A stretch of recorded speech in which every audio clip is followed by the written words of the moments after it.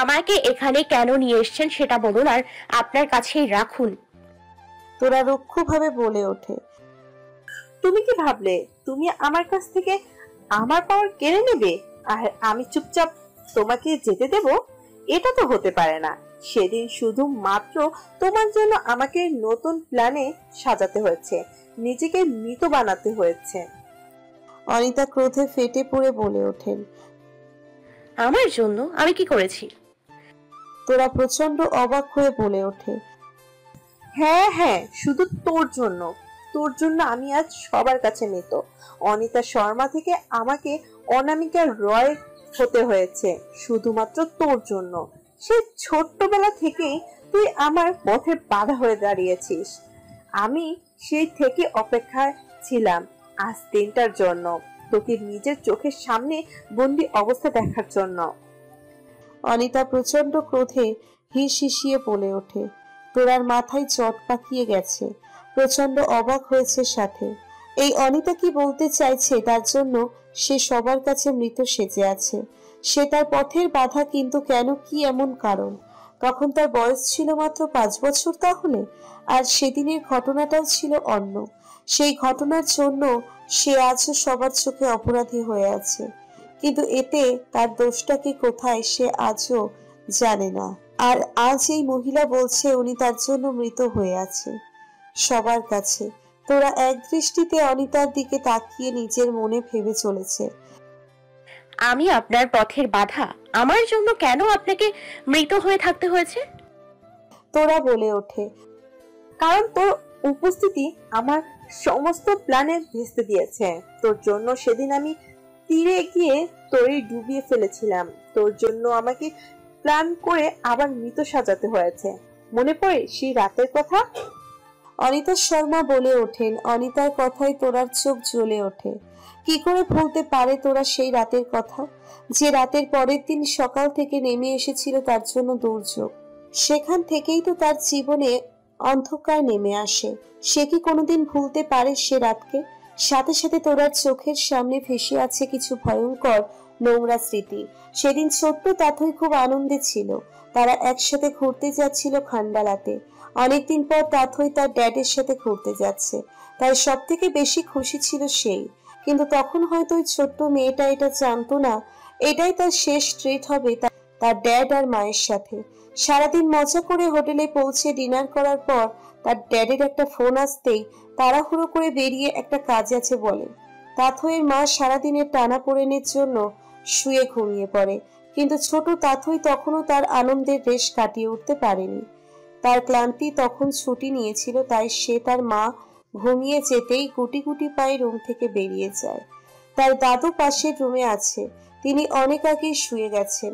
তাই তাথই আপন মনে একা একা এদিকে ওদিকে ঘুরতে থাকে।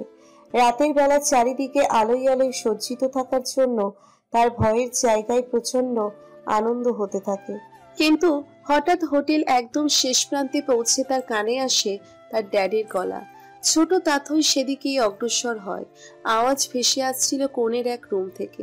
দরজার সামনে এসে দাঁড়াতেই তার কানে আসে ড্যাডের গলা, সাথে আরো একজন মহিলার গলা। তাথই দরজার সামনে দাঁড়িয়ে দেখে দরজা ভেজানো আছে, লক করা নেই। তাই সে আস্তে আস্তে দরজা দিয়ে মুখ বাড়িয়ে ভিতরে দেখতে থাকে, কিন্তু ভিতরে দেখতেই তার চোখ বড় বড় হয়ে যায়। তার ড্যাড আর সাথে একজন মহিলা খুবই ঘনিষ্ঠ হয়ে আছে, একে অপরকে চুম্বনে ব্যস্ত আছে। এটা দেখতেই তাথইয়ের চোখ দিয়ে তার অজান্তে পানি গড়িয়ে পড়ে। তার এই দৃশ্য দেখে বুক ফেটে কান্না বেরিয়ে আসতে থাকে। সে তখন 5 বছরের বাচ্চা ছিল। সবকিছু না বুঝলেও এটা বুঝেছিল যে এটা খারাপ, খুব খারাপ। এমনিতেই বাচ্চারা তাদের আশেপাশে ছোঁয়া আর চাহনি দেখেই কিছুটা হলেও বুঝতে পারে। আর সেখানে তার ড্যাড অন্য কোনো মেয়েকে চুমু খাচ্ছে মানেই সেটা খুব খারাপ। তার ছোট মাথায় সেই হঠাৎ করেই বাজে ভাবটা ধরে ফেলে। তারই চোখের সামনে প্রায় অর্ধনগ্ন অবস্থা অন্য কোনো মহিলার সাথে তার ড্যাডকে দেখে হঠাৎ করেই তার মধ্যকার শিশু ভাবটা সরে গিয়ে অনেক বড় চিন্তা ভাবনা চলে এসেছিল। তাথই তার গায়ের জোরে ধরাম করেই পুরো দরজাটা খুলে ফেলে। প্রচন্ড আওয়াজে কেঁপে উঠে তার ড্যাড আর সেই মহিলাটি একে অপরের থেকে সরে যায়। আর এতে মহিলাটির মুখও সামনে চলে আসে। সে আর কেউ না, তার মায়ের বান্ধবী অনিতা আন্টি। তাথই ভিতরে ঢুকতেই ওরা দুজন একে অপরের থেকে ছিটকে দূরে সরে যায়। আর তাথই গিয়ে প্রচন্ড আক্রোশের সাথে অনিতার হাতে কামড়ে নিয়েছিল। তাথই তাকে দেখে কিছুক্ষণ হতভম্বের মতো দেখতে থাকলেও অনিতার চিৎকারে সে তাথইকে ছুটিয়ে নিয়ে তাথইয়ের গালে থাপ্পড় মেরে দেয়। সাথে সাথে তাথই ফ্লোরে লুটিয়ে পড়ে। আর এটা দেখে অনিতা তাথইয়ের দিকে তাকিয়ে চোখে মুখে অসম্ভব যন্ত্রণার চিহ্ন ফুটিয়ে তোলে। আর তাথইয়ের ড্যাড এটা দেখেই সাথে সাথে ছুটে যায় অনিতার কাছে। তার এদিকে খেয়াল নেই সে তার মেয়ের সামনে প্রায় অর্ধনগ্ন অবস্থায় আছে। সে অনিতার এত কষ্ট পেতে দেখে অনিতাকে নিয়ে পড়ে যায়।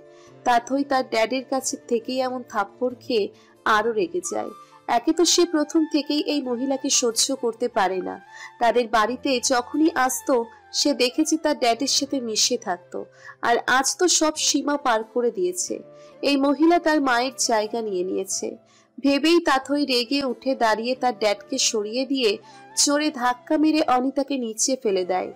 অনিতাকে ফেলে দিতেই তার ড্যাড এসে তাকে ধাক্কা মেরে সরিয়ে দেয়। অনিতার কাছে গিয়ে তার মাথায় হালকা কেটে যাওয়া দেখতেই তার ড্যাড উঠে দাঁড়িয়ে তার গালে থাপ্পড় মারতে থাকে। তার ড্যাড কখনোই তার গায়ে হাত তোলেনি, আর আজ তার ড্যাড এই বাইরের মেয়েটার জন্য তাকে মারছে ভেবেই তার বুক ফেটে কান্না চলে আসে। ড্যাড, তুমি এই খারাপ মহিলাটার জন্য আমাকে মারছো?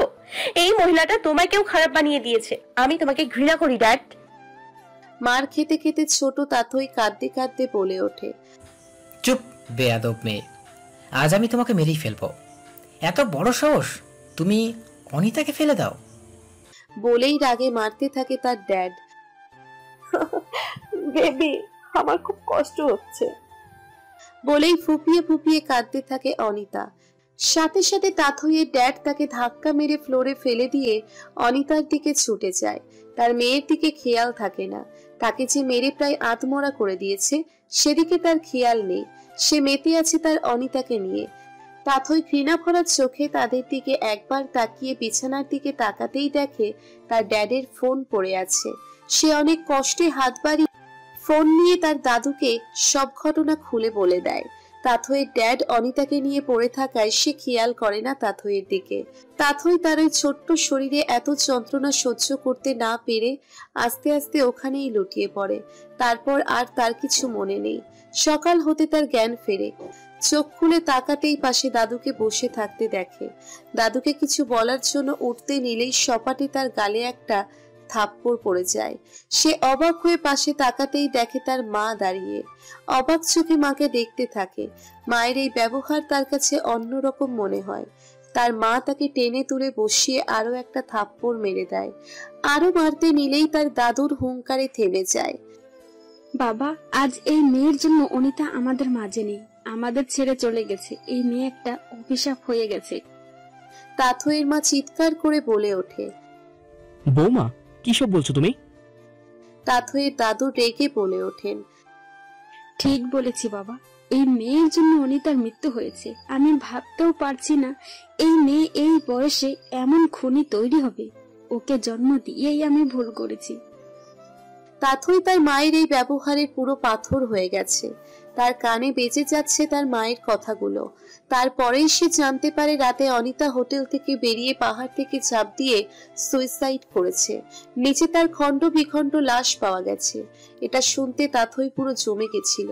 কিন্তু সে ছোট তাথই এটা বুঝতে পারেনি এতে তার কি দোষ, সে কি করেছিল, আর তার মা কেন তাকে দোষ দিচ্ছে। তার নিজের মাও তাকে ভুল বুঝলো। সেই দিনে সেই মৃত্যু এখনো তোরার কাছে রহস্যে ঘেরা। সে এখনো জানতে পারেনি কি হয়েছিল সেই রাতে। আর সেই দিনের পর থেকেই শুরু হয় তার একা বাঁচার লড়াই। তার বাবা মা বেঁচে থেকেও তার ছিল না। সব জায়গায় সে একা হয়ে গিয়েছিল। তোরার ভিতর থেকে একটা দীর্ঘশ্বাস বেরিয়ে আসে। তার চোখ ছলছল করছে, কিন্তু না, সে চোখের পানি ফেলবে না। ওই স্বার্থপর মানুষগুলোর জন্য তো নয় তার এই চোখের পানি। কি মনে পড়েছে তাহলে? অনিতা শয়তানি হাসি দিয়ে বলে ওঠে, সেদিন আমার দোষ কোথায় ছিল? আর আপনি বা কেন বলছেন আমি আপনার মৃত সাজার কারণ? তোরা নিজের ইমোশন কন্ট্রোল করে বলে ওঠে, তুই সেদিন রাতে এসেই আমার কাছে বাধা হয়ে দাঁড়াস, শুধু মাত্র তোর জন্য। আমি আমার লক্ষ্যে পৌঁছাতে পারিনি, আর তোর ওই পুরো দাদু সবকিছু শেষ করে দিয়েছে। তাই আগে তোকে মারবো, তারপর ওই বুড়োটাকে। বলেই জোরে জোরে হাসতে থাকে অনিতা, কিন্তু হঠাৎ করে গালে একটা জোরদার থাপ্পড় পড়তেই যন্ত্রণায় চিৎকার দিয়ে ওঠে। সাথে সাথে তোরা পাশে তাকাতেই তার চোখ মুখ উজ্জ্বল হয়ে ওঠে। আরে শালা, মারতে এলাম এই মালটাকে, কিন্তু সামনে যে এই হারামি বজ্জাত মহিলাটাকে পেয়ে যাব ভাবতেই পারিনি। রায় আনন্দে ফ্লোরে পড়ে থাকা নিমেষকে লাথি মেরে অনিতার গাল টিপে বলে ওঠে, কে টুসটুসে মামুনি, লেগেছে বুঝি? আহারে, গালে যে দাগ বসে গেছে। রায় মুখের আওয়াজ তুলে বলে ওঠে। অনিতা বিস্ফোরিত চোখে রায়কে দেখতে থাকে। হ্যাঁ, থাপ্পড়টা রায় মেরেছে। এদিকে রায়ের কথা শুনে কৃতি আর শাহিন মুখ টিপে হাসছে। প্রথমে কৃতি রায়ের কথা শুনে অবাক হয়ে গেলেও এবার সে হাসছে, আর রেয়ান্স ওদের পাশে এসে দাঁড়িয়েছে। এরা এতক্ষণ এখানেই ছিল, তবে আড়ালে ছিল, আর এতক্ষণের হওয়া সব কথা শুনেছে। তোর সব কথা শুনে রেয়ান্স মাথাটা দপদপ করে আগুন জ্বলছে, যেন এক্ষুনি সবাইকে তার এই আগুনে পুড়িয়ে দেবে। অনিতার শেষের কথাগুলো শুনেই রেয়ান্স তার নিজেকে কন্ট্রোল করতে পারেনি, রুমের দিকে অগ্রসর হয়। এদিকে রায় সব কথা শুনে আর অনিতাকে দেখেই তার রাগ তুমুল আকারে বেড়ে গেছে। সে রেয়ান্সকে এগিয়ে যেতে দেখেই তার আগেই দৌড় দিয়ে রুমে ঢুকে অনিতার মুখে হাতের ছাপ সেঁটে দেয়। রায় এই কাজটা করতে পেরে যেন খুব খুশি হয়েছে। কৃতি রেয়ান্সকে দেখেই রুমের চারিদিকে নজর বুলিয়ে ওখানে থাকা একটা চেয়ার এনে দেয় রেয়ান্সের দিকে। রেয়ান্স এক দৃষ্টিতে তোরার দিকে তাকিয়ে আছে। তোরা রেয়ান্সকে দেখেই তার উজ্জ্বল হয়ে ওঠা মুখে একটা হাসির রেশ ফুটে ওঠে। রেয়ান্সকে দেখেই তার হাতের খুলে ফেলা পেঁচিয়ে রাখা বাঁধনও খুলে ফেলে দিয়ে সোজা হয়ে বসে। রেয়ান্স তোরার হাতের দিকে তাকাতে তার লাল হয়ে থাকা চোখ দুটো থেকে যেন এবার আগুনের ফুলকি বেরোতে থাকে। তোরা রেয়ান্সের দিকে তাকিয়ে বুঝতে পারে রেয়ান্সের মনোভাব। রেয়ান্স তোরার দিকে তাকিয়ে নিয়ে তোরার পাশের চেয়ার নিয়ে বসে পড়ে, আর এক দৃষ্টিতে অনিতার দিকে তাকিয়ে থাকে। কে ফুলটুস মামুনি, সবকিছু মাথার উপর দিয়ে যাচ্ছে, তাই না সোনা? রায় অনিতার দিকে ঝুঁকে গিয়ে বলে ওঠে, আরে শালা, এই মালটার মুখে কেউ একটু জল দে রে। আরে না, একে তো ইন্ডাস্ট্রি হিসেবে একটু খেলা দেখাতে ইচ্ছে করছে। কি বলিস তোরা? রায় সবার দিকে তাকিয়ে বলে ওঠে। রায়ের কথা শুনে সবাই হেসে ওঠে। ইন্ডাস্ট্রি হিসেবে খেলা মানে হলো বডিগার্ড দিয়ে মুখে টয়লেট নিক্ষেপ করা। তবে এটাতে শাহিনার কৃতি মজা পেলেও তোরা সাথে সাথে নাকচ করে দেয়। রেয়ান্স তোরার দিকে একবার তাকিয়ে সেও বারণ করে দেয়। তাই রায়ের কথা মতো একজন গার্ড এসে নিমেষের মুখের উপর পানি ঢেলে দেয়। কিছুক্ষণ পর পিট পিট করে চোখ খুলে তাকায়। আরে নে, চোখ খুলে ছেড়ে তার কাটাটা। রায় বলে ওঠে। অনিতা নিজের গালে হাত দিয়ে এতক্ষণ পুরোটা দেখছিল। নিজের সামনে তোরাকে এমন ভাবে হাত খুলে নিতে দেখে সে অবাক চোখে তাকিয়ে আছে। তার সামনে রেয়ান্সকে বসে থাকতে দেখে অবাক হয়ে যায় অনিতা। সে জানে তার সামনে এখন সে বসে আছে, সে তাকে এক ঝটকায় পায়ের তলায় চেপে মেরে ফেলবে। কে ফুলটুস মামুনি, চোখে সর্ষে ফুল দেখছো বলে মনে হচ্ছে। রায় বলে ওঠে, আরে আরে, ভয় পাওয়ার কিছু নেই। আমরা তো আপনাকে কিছু করবো না, শুধু একটু খেলা করব। কৃতি বলে ওঠে, তো মিস অনিতা, উপস, না না, মিসেস অনামিকা রয়, রাইট? তাথই আপনার মৃত সাজার জন্য কেন দায়ী? রেয়ান্স তীক্ষ্ণভাবে চিবিয়ে চিবিয়ে বলে ওঠে। রেয়ান্সের এমন তীক্ষ্ণ আওয়াজ শুনেই অনিতা কেঁপে ওঠে, আর রেয়ান্সের চোখেই ওই ঝলসে দেওয়া আগুন যেন এক নিমেষে তাকে পুড়িয়ে ফেলবে। কি হলো, শুনতে পেলে না বস কি বললো?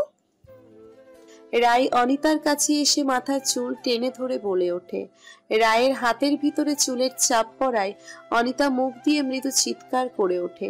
অন্যদিক থেকে কৃতি এসে অনিতার মুখ চেপে ধরে। দুজন দুদিক থেকে অনিতাকে চেপে ধরেছে, আর রেয়ান্স বসে বসে দেখছে। এটা যদি কোনো ছেলে হতো তাহলে এতক্ষণ তার সামনে এভাবে বসে থাকার সাহস দেখাতে পারতো না। এতক্ষণ তার ডেড বডি পড়ে যেত হয়তো। রেয়ান্স বসে থাকলেও তোরার চোখে মুখে থেকে যেন এবার আগুন ঠিকরে বেরিয়ে আসছে। তার সেই 5 বছর বয়সের সেই দিনটা মনে তার ভিতর যেন চলে যাচ্ছে, আর তার সাথে আগুনে সে অনিতাকে জ্বালিয়ে দিতে চাইছে। তোরা অনিতার দিকে তাকিয়ে নিচের হাত দুটো ভালো করে বার করে নিয়ে উঠে দাঁড়িয়ে যায়। সাথে সাথে রেয়ান্স তার গায়ের থেকে কোট খুলে তোরার গায়ের উপর চাপিয়ে দেয়। তোরা একবার রেয়ান্সের দিকে তাকিয়ে নিয়ে কোটটা ভালো করে গায়ে জড়িয়ে নিয়েই অনিতার দিকে এগিয়ে যায়। অনিতার চুলের মুঠো ধরে বসে থেকে টেনে তুলে ধরে দাঁড় করিয়ে দেয়। সাথে সাথে রাই ও কৃতি সরে দাঁড়িয়ে যায়। নিমেষ ফ্লোরে পড়ে থেকে চোখ বড় বড় করে তাকিয়ে তাকিয়ে দেখছে। তার জ্ঞান ফিরলেও সে এতক্ষণ মাথা যন্ত্রণা আর চোখে ঝাপসা দেখার জন্য ঠিক করে বুঝতে পারছিল না, কিন্তু এখন দেখেই তার চোখ দাঁড়িয়ে যায়। সে ভীত হয়ে তাকিয়ে থাকে। তো অনিতা আন্টি আমার জন্য মৃত সেজেছিলেন, তাই না? তো তুমি এখন পৃথিবীর বুকে মৃত হিসেবে পরিচিত, তাহলে তোমাকে যদি আমি এখন মেরে ফেলি তাহলে তো আর কোনো ঝামেলা হবে না, তাই না? তোরা অনিতার মাথা দেওয়ালে ঠুকে দিয়ে রুক্ষভাবে বলে ওঠে, আরে তোরা একে এক্ষুনি মেরে ফেল। একে মারলে পৃথিবীর বুকে থেকে একটা নোংরা কীট দূর হয়ে যাবে, এতে যদিও কোনো অপরাধ লাগবে না। রায় বলে ওঠে বাঁকা হেসে। কি বলেন আন্টি, মেরে ফেলি তাহলে? তোরা আবারও ঠুকে দিয়ে বলে ওঠে, না না প্লিজ, না না। অনিতা আর্তনাদ করে বলে ওঠে, তাহলে বলে ফেলুন সেদিন রাতে আসলে কি হয়েছিল, আর তারপরে আপনার মরা সাজার নাটকটি কেন রচিত হলো, কেন?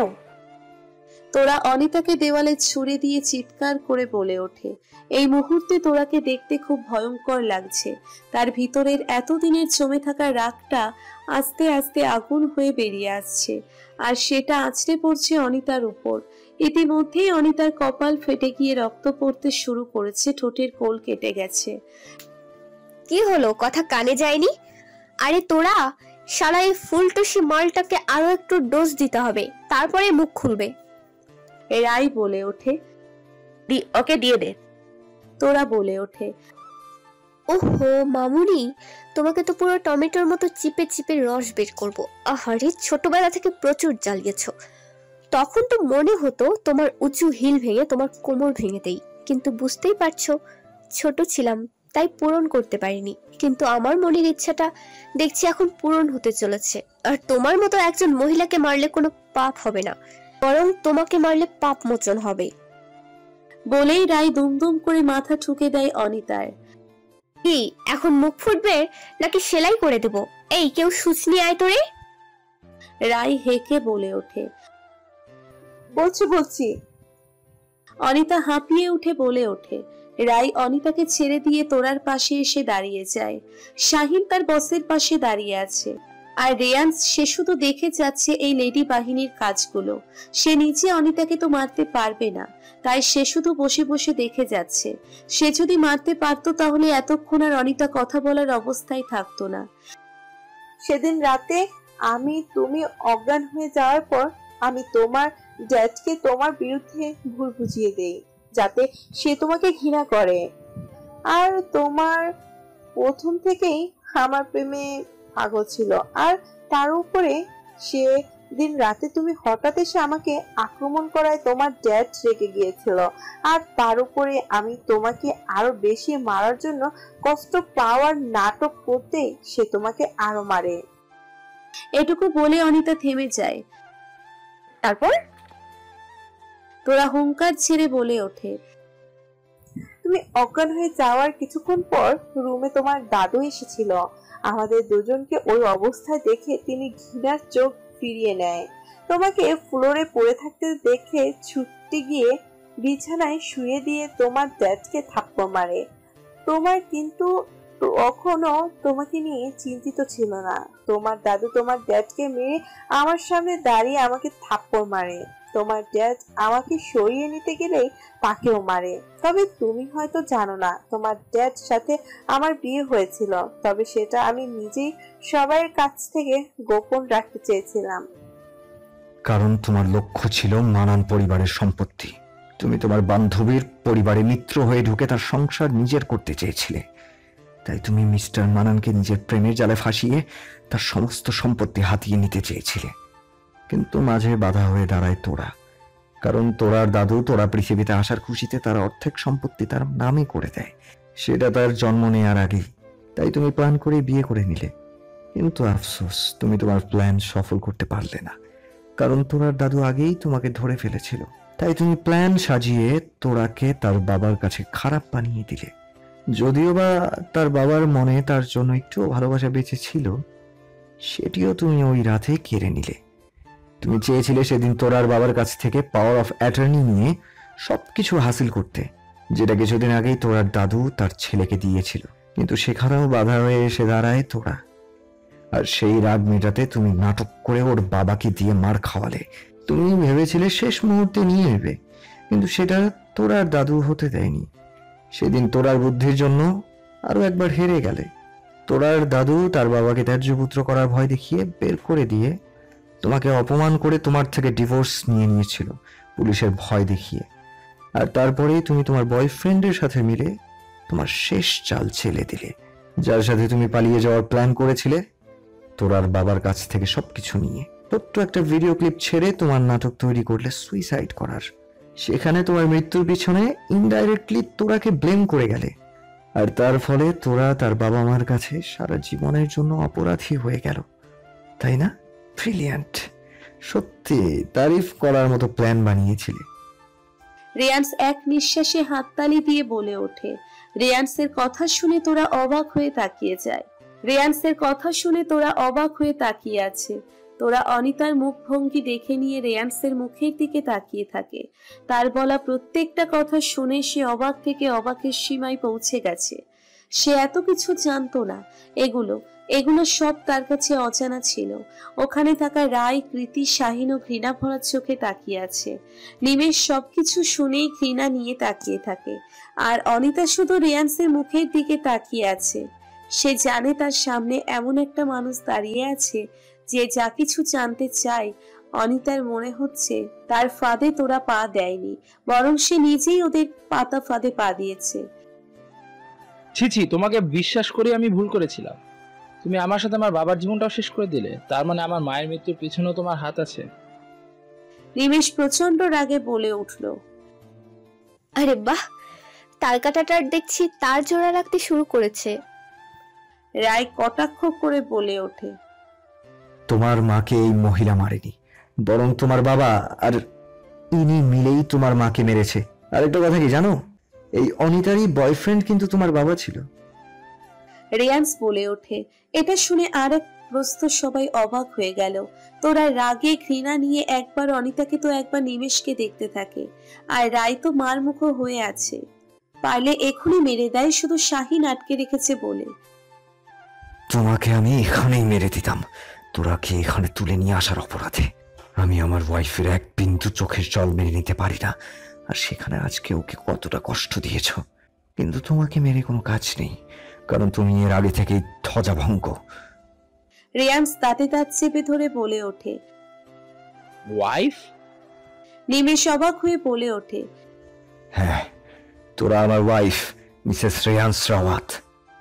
রেয়ান্স তোরার কোমরে হাত দিয়ে কাছে টেনে নিয়ে বলে ওঠে। এবার যেন নিমেষ মাটিতে লুটিয়ে পড়ল। এবার সে বুঝতে পারছে তার কি অবস্থা হতে পারে। তার আর কথা বলার অবস্থা নেই। রেয়ান্স তার চোখের ইশারা করতে কয়েকজন গার্ড এসে অনিতাকে টেনে হিঁচড়ে রেয়ান্সের পাশাপাশি আসতেই রেয়ান্স নিচু স্বরে বলে ওঠে, ও হ্যাঁ, আরেকটা কথা, আপনি যে আপনার ট্রাম্প কার্ড যেটা মিস্টার মানানকে দিয়ে গেছিলেন মৃত সাজার আগে, সেটা এখন আমার কাছে আছে। আপনার সমস্ত খেলা শেষ। এবার বুঝবেন খেলা কাকে বলে আর কি রকম হয় তার ধরন। বাইরের অন্ধকারে ছেয়ে আছে, তবে এই লন্ডনের বুকে বাইরে অন্ধকার কিনা সেটাই বোঝা মুশকিল হয়ে দাঁড়িয়েছে। লন্ডনের রাস্তা চারিদিকে স্ট্রিট লাইটের আলোতে আলোকিত হয়ে আছে। ব্যালকনিতে দাঁড়িয়ে বাইরের এই দৃশ্য দেখতে ব্যস্ত তোরা। তার দৃষ্টি বাইরের দিকে নিবদ্ধ হলে সে আদৌ কিছু দেখছে কিনা সেটা বোঝা মুশকিল। সে অন্য পৃথিবীতে বিরাজ করছে। রেয়ান স্টাডি রুম থেকে রুমে ঢুকতেই দেখতে পায় ব্যালকনিতে দাঁড়ানো অন্যমনস্ক তোরাকে। অনিতাকে নিয়ে যাওয়ার রেয়ান্স সবাইকে নিয়ে তার লন্ডনের বাড়িতে নিয়ে চলে আসে। আগে সে এখানেই থাকতো। তার এমন বাড়ি প্রায় কয়েক জায়গায় আছে। রেয়ান্স এসে কিছু দরকারি কাজের জন্য স্টাডি রুমে চলে যায়, আর তোরা ফ্রেশ হয়ে ব্যালকনিতে দাঁড়িয়ে যায়। তোরার মনের মধ্যে এখনো সেই আগের মুহূর্তগুলো ভেসে উঠছে, সেই ছোটবেলায় কিছু অভিশপ্ত নোংরা স্মৃতি যা সে এতদিন নিজের মনের গহীনে লুকিয়ে রেখেছিল, তা আজ এত বছর পর আবারও সবার সামনে উন্মোচন হয়ে গেছে। আজ তার কাছে পরিষ্কার হয়ে গেছে তার প্রতি এতদিনের অবহেলার কারণ। তার ড্যাড না হয়ে অনিতার প্রেমে অন্ধ হয়েছিল, কিন্তু তার মা, সে কি করে পারলো নিজের মেয়েকে অবিশ্বাস করে আর তার ওই বান্ধবীকে বিশ্বাস করতে? সে ভাবতো সে হয়তো সত্যি কোনো অন্যায় করেছে, যার জন্য তার মাও তার বাবার মতো তাকে অস্বীকার করে। কিন্তু আজ তার কাছে কারণটাও পরিষ্কার হয়ে গেছে। তার মায়ের প্রতি সামান্য পরিমাণ যে ভালোবাসাটুকু বেঁচে ছিল, সেটাও আজ থেকে ঘৃণায় পরিণত হয়েছে। রেয়ান্স তোরার মনের অবস্থা বুঝতে পারছে, তাই সে কিছু মুহূর্তের জন্য তোরাকে একা ছেড়ে গেছিল। কিন্তু আর নয়, এবার তাকে তোরাকে ঠিক করতে হবে। তোরাকে আর ভেঙে পড়তে দিলে হবে না। তোরা এখন তার, তাই তার সমস্ত ভালো মন্দের দায়িত্বও তার। তাই রেয়ান্স আস্তে আস্তে এগিয়ে যায় তোরার দিকে। তোরার পিছনে দাঁড়িয়ে দুহাত দিয়ে জড়িয়ে নেয় তার বাহু বন্ধনে। তোরার মাথার উপর নিজের থুতনি রেখে তোরা শক্ত করে জড়িয়ে নেয় নিজের বুকের সাথে। তোরা এতটাই নিজের চিন্তার মাঝে ডুবেছিল যে রেয়ান্সের স্পর্শ পেয়ে হালকা কেঁপে ওঠে। সে নিজেকে রেয়ান্সের বাহু বন্ধনে পেয়ে একটা দীর্ঘশ্বাস ফেলে নিজের পেটের উপরে থাকা রেয়ান্সের হাত আঁকড়ে ধরে। রেয়ান্স তোরার অবস্থা বুঝতে পারে, তাই সে কোনো কথা না বলে নিজের ভালোবাসার চাদরে আরো ভালোভাবে মুড়ে নিয়ে তোরাকে স্বাভাবিক হতে সময় দেয়। সবসময় শব্দের প্রয়োজন পড়ে না, ভালোবাসার উষ্ণতা দিয়ে সব রাগ, দুঃখ, কষ্ট দূর করে দেওয়া যায়। ড্রয়িং রুমের অবস্থাও একদম স্তব্ধ, কারো মুখে কোনো কথা নেই। আজকে সবাই তোরার জন্য সমপরিমাণে ব্যথিত। শাহিন কৃতি তোরার জীবনের ব্যাপারে পুরোটা জানে না। তার ছোট থেকে একা বাচ্চার লড়াই, বাবা মা থেকেও না থাকার কষ্ট, আর তার সাথেও প্রত্যেকটা ঘটনা রায় ওদেরকে বলেছে। রায় আর তোরারা প্রতিবেশী, ছোট থেকেই তোরার সঙ্গী ছিল রায়। তবে তোরাদের মতো ওরা এত অবস্থা সম্পন্ন নয়, তবে ও কম কিছু নয়। রায় ছোট থেকেই ছোট তোরার সমস্ত দুঃখ কষ্ট নিজের সাথে ভাগ করে নিয়েছে। সেই ছিল তার ছায়া সঙ্গী। রায়ের বাবা মাও তোরাকে নিজেদের মেয়ের মতো করে ভালোবাসা দিয়েছে, কারণ তারাও তোরার পরিস্থিতির সম্পর্কে জানতো। বাড়িতে তোরা তার দাদু আর তার ভাই তামিম ছাড়া কারো কাছে একটুও ভালোবাসা পায়নি, আর না কেউ তার জন্য একটুও ভালোবাসা দেখিয়েছে। তামিম যখন হয়নি তখন রাই আর তার পরিবার, আর তার সাথে ছিল তোরার দাদু, এই কয়েকজন তোরাকে সামলে রাখতো। তোরার মা কখনো ওকে মায়ের ভালোবাসা দিয়ে কাছে টেনে নেয়নি, বরং একটু ভুল হলেই তাকে পেটাতো, খাওয়া বন্ধ করে দিত। আর তার সাথে ছিল তানিয়া, যে সব সময় তোরার জীবন নরক করার জন্য উঠে পড়ে লাগতো। তানিয়া তার ড্যাডের কাছে তোরার নামে উল্টো পাল্টা বলে তোরাকে মার খাওয়াতো, আর তোরাও সবকিছু চুপচাপ মেনে নিত। প্রায় সময় ওকে আমি জোর করে আমাদের বাড়ি নিয়ে আসতাম খাওয়ার জন্য। একটু বড় হওয়ার পর ও আর এইসব নিয়ে থাকতো না, নিজের কাজ নিজেই করতো, আর সব সময় ওদের থেকে দূরে থাকতো। তখন তোরার একমাত্র লক্ষ্য ছিল তার নিজের ক্যারিয়ার তৈরি করা। এরপরে তোরা নিজের পড়াশোনার সাথে পার্ট টাইম জব করতো, আর তাছাড়াও তোরা খুব সুন্দর ক্রাফট বানাতে পারতো। এই হাতের কাজ আর জবের টাকা জমিয়ে রাখতো। ছোট থেকে এইসব করে টাকা জমিয়ে, আর তার সাথে ওর দাদু কিছু টাকা দিয়েছিল, যেটা তোরা ধার হিসেবে নিয়েছিল। সেই টাকা জমা করে একটু একটু করে ওয়েস্টার অকেশন গ্রুপটা তৈরি করে। ওর বাড়ি থেকে এর জন্য কোনো সাহায্য পাইনি তোরা। আমরা বন্ধুরা সবাই মিলে তোরার সাথে হাতে হাত লাগিয়ে সমস্ত কাজ করতাম। কিন্তু এতেও বাদ সাধলো তানিয়া।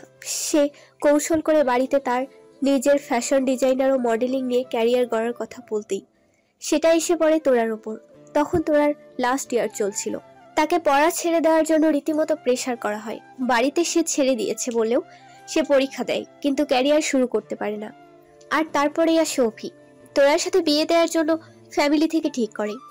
সেই সাথে অভির নজর পড়ে তোরার কোম্পানির দিকে।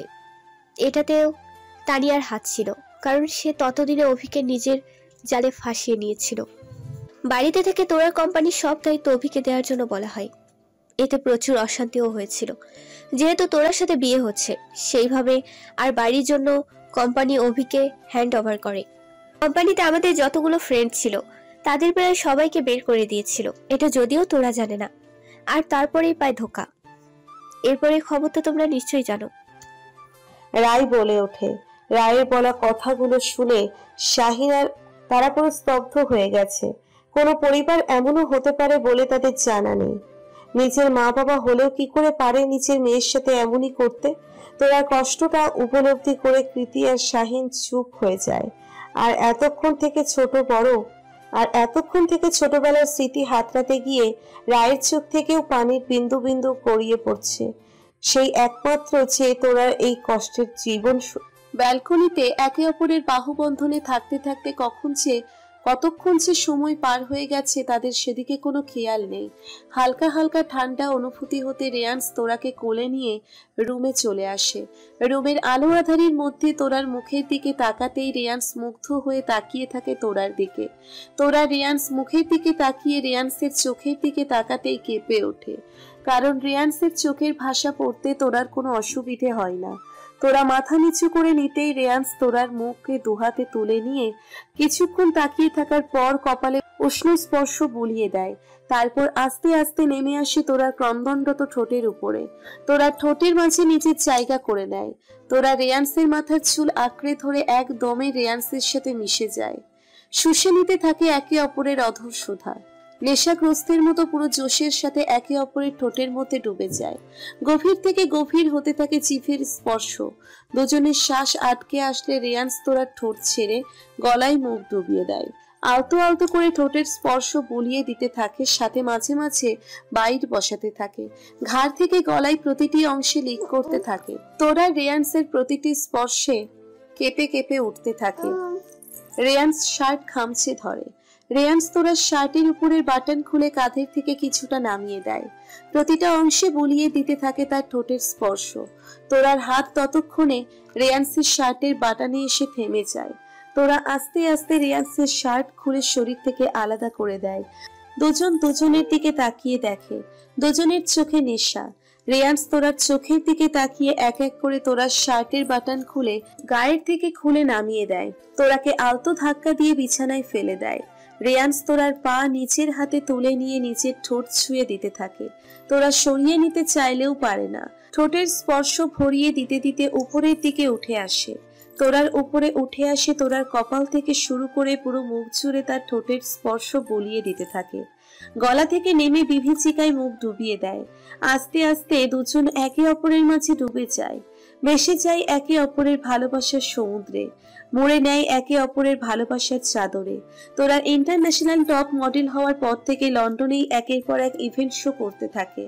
এখন এই মুহূর্তে এইগুলো তার জন্য খুবই জরুরি, তার কেরিয়ারের জন্য। এইগুলো তাকে এগিয়ে দেবে টপ মডেল অ্যাওয়ার্ড পর্যন্ত। সেদিনের পর অনিতাকে রেয়ান্সের সিক্রেট বেস নিয়ে যাওয়া হয়। সেখানে একের পর এক টর্চার করে, অনিতার থেকে সমস্ত স্বীকারোক্তি নিয়ে নেয়। সাথেই অনিতাকে রেয়ান্স তার গার্ড দ্বারা ইন্ডিয়া পাঠিয়ে দেয়, তার ওখানে সিক্রেট বেসে। রেয়ান্সের টার্গেট এবার মানান পরিবার। যে পরিবার তার তোরা কষ্ট দিয়েছে, সে তাদের কিছুতেই রেহাই দেবে না। তিল তিল করে সবকিছু কেড়ে নেবে, যেটা সে তোরার নামে প্রতিজ্ঞা করেছে। লন্ডন থেকে ফেরার পর থেকেই তোরার কাজ লেগেই আছে।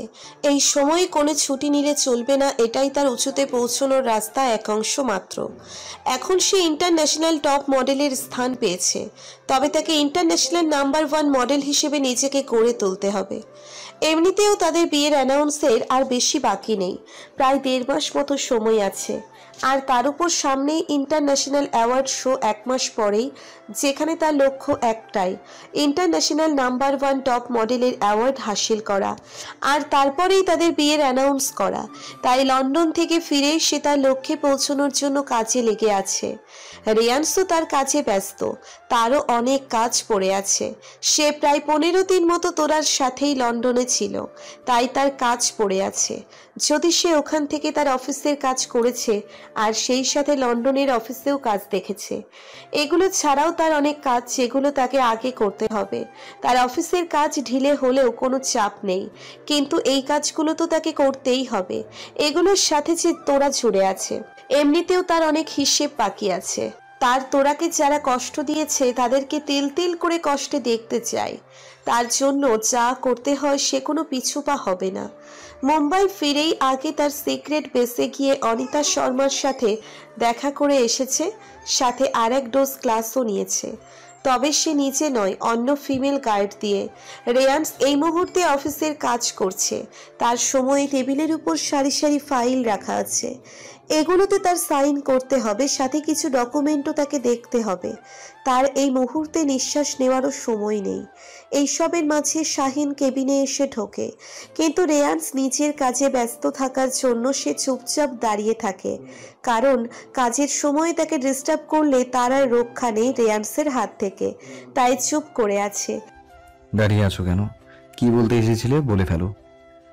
রেয়ান্স মাথা না তুলে বলে ওঠে, স্যার আপনি যেগুলো বলেছিলেন সব হয়ে গেছে। শাহিন বলে ওঠে। রেয়ান্স শাহিনের কথা শুনে ফাইল থেকে মুখ তুলে শাহিনের দিকে তাকায়, হাতের ফাইল নামিয়ে রাখে। শাহিন তার স্যারকে তার দিকে তাকাতে দেখেই আবারও বলে ওঠে, স্যার এতে অনিতা শর্মার সমস্ত কনফেশন আছে, সেদিন ম্যাডামের অনিতার সমস্ত কথোপকথন আছে। বলেই একটা পেনড্রাইভ রেয়ান্সের দিকে এগিয়ে দেয়। আর এই ফাইলের মধ্যে অনিতার সমস্ত প্রমাণ আছে। এখানে ওদের দুজনের রেজিস্ট্রি পেপার ও ডিভোর্স পেপার আছে, সাথে আছে আরো বাকি ডকুমেন্টগুলো। শাহিন বলে ওঠে। রেয়ান্স শাহিনের হাতের থেকে ফাইল নিয়ে চেক করতে থাকে, এরপরে পেনড্রাইভ নিয়ে ল্যাপটপে কানেক্ট করে ভিডিওগুলো দেখতে থাকে। আর শাহিন চুপচাপ দাঁড়িয়ে তার স্যারের মতিগতি বোঝার চেষ্টা করছে। এগুলোকে আলাদা আলাদা পার্ট করে মিডিয়াকে দিয়ে দাও, এরই ডকুমেন্টসগুলো রেখে দাও, প্রমাণ হিসেবে পরে কাজে লাগবে। আর সব থেকে তোমাকে যেটা করতে হবে আগে, অনিতা শর্মার জীবিত থাকার নিউজটা মিডিয়াকে দিয়ে দাও, তার সাথে কিছু ছবিও যেগুলা তার বেঁচে থাকার প্রমাণ করবে। আর সেই সাথে যেন মিসেস অনামিকা রয়েরও খোলস বেরিয়ে আসে সবার সামনে। রেয়ান্স বলে ওঠে। Okay sir. শাহিন বলে ওঠে। আর এটা রিলিজ হওয়ার পর বাকিগুলো টাইম নিয়ে পোস্ট করতে ইনস্ট্রাকশন দেবে। রেয়ান্স বলে ওঠে। Yes sir. আচ্ছা, স্টেট মিনিস্টার মিস্টার এহসান মানানের কি খবর? রেয়ান্স কলম ঘোরাতে ঘোরাতে বলে ওঠে। স্যার আশা করছি উনি আর বেশি দিন এই পদে থাকতে পারবেন না, সেই ব্যবস্থাও হয়ে গেছে। শাহিন বলে ওঠে। Good job. রেয়ান্স বলে ওঠে। লর্ড রেজেন্সি বাড়ির ভিতরে ড্রয়িং রুমের দৃশ্য কিছুটা আলাদা। এখানের বাতাসে এখন কিছুটা রোমান্টিকের হাওয়া বইছে। সোফায় মুখোমুখি হয়ে বসে আছে দুই প্রান্তে রাই ও শাহিন। রাই তোরার সাথে কাজ শেষে এখানে চলে এসেছে, আর শাহিন কিছু ইনফরমেশন কালেকশন করার জন্য তোরার কাছে এসেছিল। তবে তোরা এখন নিজের রুমে আছে, ফ্রেশ হতে গেছে, তাই এখনো ড্রয়িং রুমে দুজনের মনে মনে ভালোবাসার উষ্ণতা ছড়িয়ে আছে। রাই কোনা চোখে শাহিনের দিকে তাকিয়ে আছে, আর শাহিন একবার নিজের ফোনের থেকে চোখ সরিয়ে নিয়ে রায়ের দিকে দেখে তো আবার নিচের ফোন দেখে। শাহিন রায়ের দিকে তাকাতেই দেখে রাই তার দিকে তাকিয়ে আছে। এটা দেখে শাহিন সোফা থেকে উঠে এসে রায়ের পাশে বসে পড়ে। রাই তার পাশে শাহিনকে বসে পড়তে দেখে রাই চমকে ওঠে। একবার শাহিনের মুখের দিকে তাকিয়ে আবারও ঘুরে বসে। রায়ের গাল দুটো লাল হয়ে ওঠে। শাহিন রায়ের লজ্জা পেয়ে রক্তিম গাল দুটো দেখেই মুচকি মুচকি হাসতে থাকে। শাহিন রায়ের একটা হাত টেনে এনে নিজের পায়ের ওপর রাখে। এদিকে রায় শাহিনের স্পর্শ পেয়ে কেঁপে ওঠে। শাহিন আর এক হাত দিয়ে রায়ের কোমরে রেখে তার দিকে টেনে আনে। রায়কে নিচের বুকে ফেলে নিচের মুখ এগিয়ে নিয়ে গিয়ে নিচের ঠোঁটে রায়ের গালে স্পর্শ করায়। সাথে সাথে রায় কেঁপে ওঠে নিচের গালে শাহিনের স্পর্শ পেয়ে। তারা দুজন এতটাই নিজেদের মধ্যে ডুবে গেছে যে তারা কোথায় আছে সেটাও ভুলে গেছে। শাহিন রায়ের গালে হাত দিয়ে স্লাইড করতেই রায় কেঁপে উঠে একবার শাহিনের মুখের দিকে তাকিয়ে দেখতে পায় শাহিনের চোখের নেশা। সে সাথে সাথেই শাহিনের বুকে মুখ গুজে দেয়। শাহিনও পরম আদরে রায়কে তার বুকের সাথে জড়িয়ে নেয়। এতদিন তাদের চোখে চোখ রেখে ভালোবাসার ছোঁয়া পেলেও আজ তারা অনেক কাছে চলে এসেছে। তারা একে অপরকে মুখে ভালোবাসি না বললেও তাদের নিজেদের মধ্যে থাকা ভালোবাসার কথা জানিয়ে দিয়েছে নিজেদের এই উষ্ণ স্পর্শ ও উষ্ণ আলিঙ্গনের মধ্য দিয়ে। তারা দুজন চোখ বন্ধ করে একে অপরকে অনুভব করতে থাকে। এদিকে ওদেরকে যে কেউ দূরে থেকে দাঁড়িয়ে দাঁড়িয়ে দেখছে, সেদিকে ওদের কোনো হুঁশ নেই। উপর থেকে সিঁড়ির কাছে দাঁড়িয়ে তোরা ওদেরকে দেখছে, তার মুখেও হাসির রেখা ফুটে উঠেছে। সে নিচে আসতে গিয়ে ওদেরকে একে অপরের দিকে তাকিয়ে থাকতে দেখে। তখনই সে দাঁড়িয়ে দাঁড়িয়ে দেখতে থাকে যে কি করতে পারে এরা। তোরা প্রথম থেকেই রাই আর শাহিনকে দেখেছিল, তাই ও জানতো এদের মধ্যে কিছু একটা হতে চলেছে। এদিকে দৃশ্যটা কিছুটা অন্যরকম। ইউনিভার্সিটি গ্রাউন্ডে দুজন দুজনের মুখোমুখি দাঁড়িয়ে আছে তামিম ও লেখা। এদের মধ্যে ঝগড়া হতে থাকে, তবে সেটা আর আগের মতো নয়। এখনকার ঝগড়া কিছুটা দুষ্টু মিষ্টি ঝগড়া। এখন বেশিরভাগ সময় তামিম লেখার পিছনে লাগে, আর তারপরেই শুরু হয় তাদের তৃতীয় বিশ্বযুদ্ধ। তবে তামিম লেখার এই ঝগড়াটা বেশ এনজয় করে, আর লেখাও তামিমকে নিয়ে মনের মধ্যে যে অনুভূতিটা থাক না কেন, সে সেই সব ভুলে তামিমের ঝগড়াতে মেতে ওঠে। তবে লেখার এই সব যুদ্ধ কিন্তু তামিমের জন্য এক। লেখা তামিমকে অন্য কোনো মেয়ের সাথে কথা বলতে দেখলেই রেগে যায়, তবে এর বিশেষ কারণও সে জানে না। তবে সে রেগে যায় এটাই জানে। আর এখন তাদের এই ঝগড়া কারণ হলো তামিম মাঠের মাঝে দাঁড়িয়ে দুজন মেয়ের সাথে কথা বলছিল, আর এটা লেখা দূর থেকে দেখেই রেগে যায়। লেখা দূর থেকে দাঁড়িয়ে নিচের মনে বিড়বিড় করে ওঠে। তামিম আর মেয়েগুলোকে হেসে গড়াগড়ি খেতে দেখে সে রাগে তাদের দিকেই এগিয়ে আসে, কিন্তু তার আগেই ঘটে যায় অঘটন। অন্য দিক থেকে একটা মেয়ে এসে ধাক্কা মারে, আর লেখাও এসে পড়ে তামিমের গায়ে। আর তারপরেই লাগে এই যুদ্ধ। তবে এই যুদ্ধ থেকে যে কবে তাদের ভালোবাসার সূচনা হয় সেটাই দেখার। তাদের দুজনের মনের মধ্যে একে অপরের জন্য অনুভূতি তৈরি হয়ে গেছে, তবে সেটা এখন ভালোবাসার রূপ নেওয়ার অপেক্ষা। Breaking news, miss Anita Sharma, যার 19 বছর আগে মৃত্যু হয়েছে বলে জানা যায়, যে সবাই এর কাছে মৃত। হঠাৎ করে সেই মৃত মানুষটি সবার সামনে উঠে এসেছে জীবিত অবস্থায়। কি আছে এর পিছনের রহস্য? আচ্ছা, মৃত্যু মানুষ কি আবার বেঁচে ফিরতে পারে? যে মানুষটা মরে গেছে সে আবার কি করে সবার মাঝে ফিরতে পারে? এটা কি ভৌতিক কিছু নাকি অন্য কিছু হতে পারে? এখন আমরা সেটাই তুলে ধরবো জনগণের সামনে। অনিতা শর্মা, যিনি শর্মা কর্পোরেট এর একজন উত্তরাধিকারী, প্রায় 19 বছর আগে একটা অ্যাক্সিডেন্টে তার মৃত্যু হয়, যে মৃত্যুটা এখন সবার কাছে রহস্যজনক বলে মনে হয়। সেই সময়ের ইনভেস্টিগেশন করেও কোনো রকম প্রমাণ পাওয়া যায়নি, যার জন্য মৃত্যুটা একটা রহস্য হয়ে থেকে গেছে। অনিতা শর্মা এর পাহাড় থেকে পড়ে গিয়ে মৃত্যু হয়েছে। উনার লাশ পাওয়া গেছিল, পাহাড়ের নিচে চেহারা কোনোভাবেই শনাক্ত করা যায়নি, কিন্তু ওর শরীরে কয়েকটা চিহ্ন দেখেই চিহ্নিত করা হয়েছিল এটাই অনিতা শর্মা।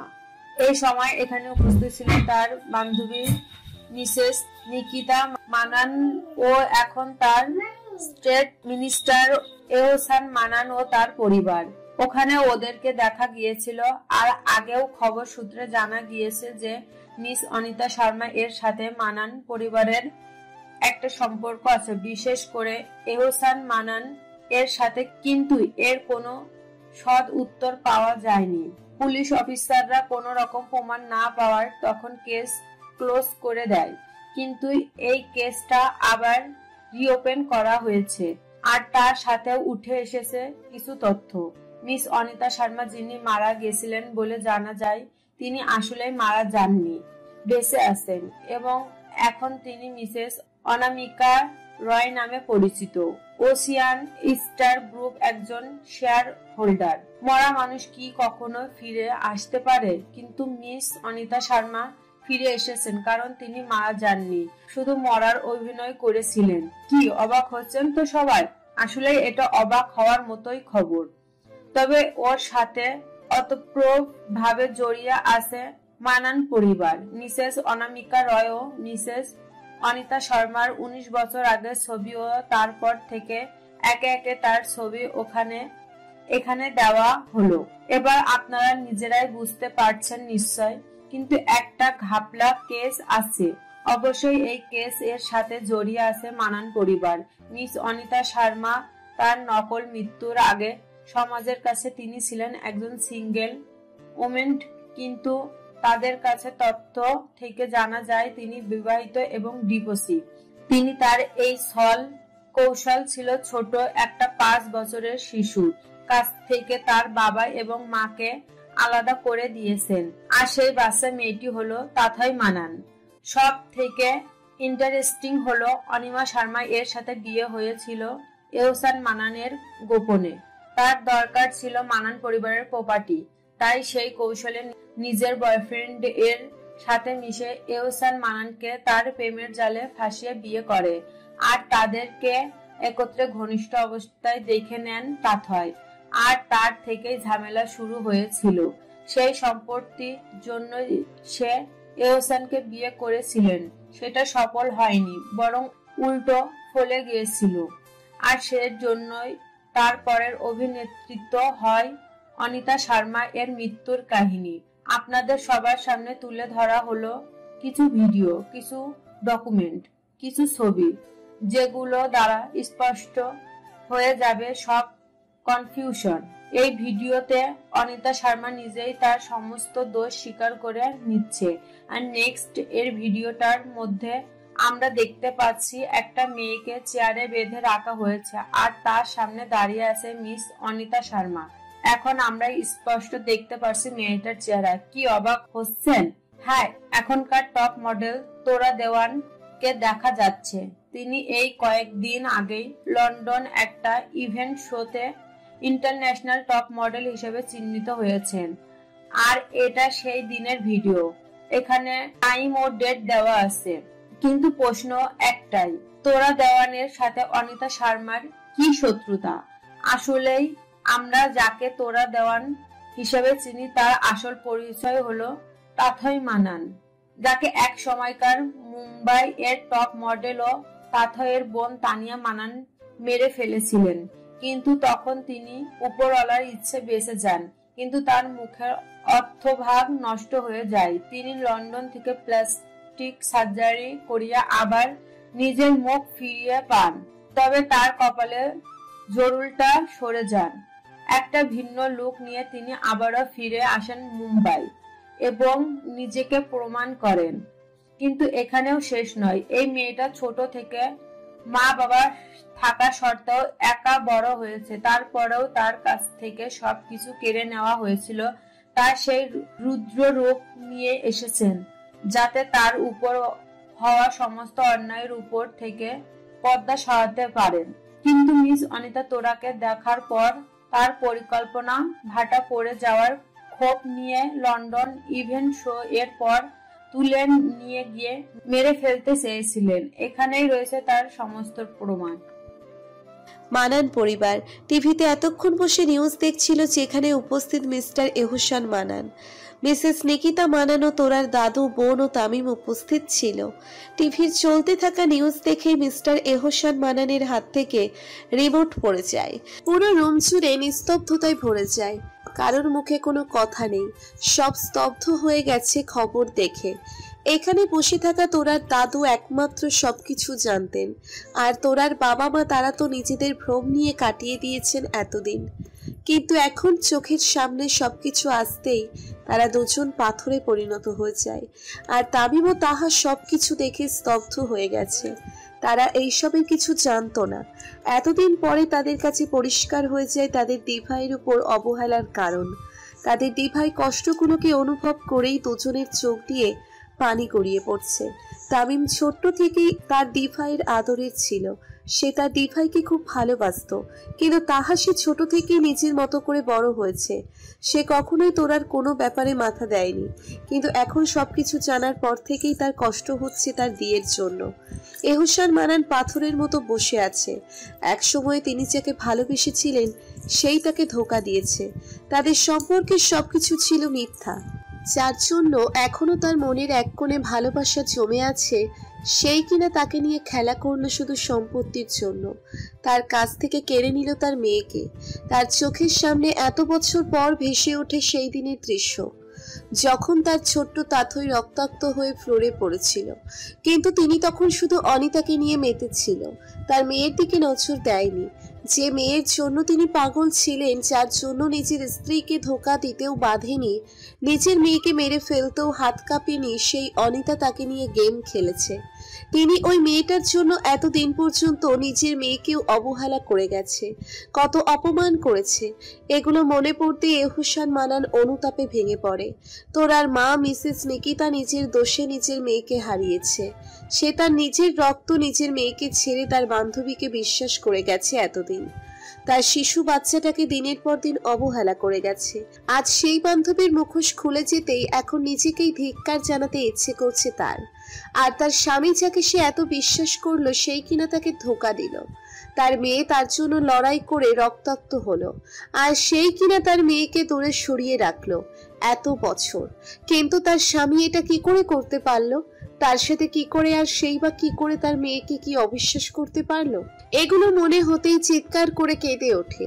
তামিম এতক্ষণ স্তব্ধ হয়েছিল, কিন্তু তার মায়ের কান্না শুনে সে স্বাভাবিক হয়ে যায়। তার এখন প্রচন্ড ঘৃণা লাগছে তার সামনে বসা এই দুটো মানুষকে। এদেরকে এখন আর তার নিজের বাবা মা বলতেও ইচ্ছে করছে না।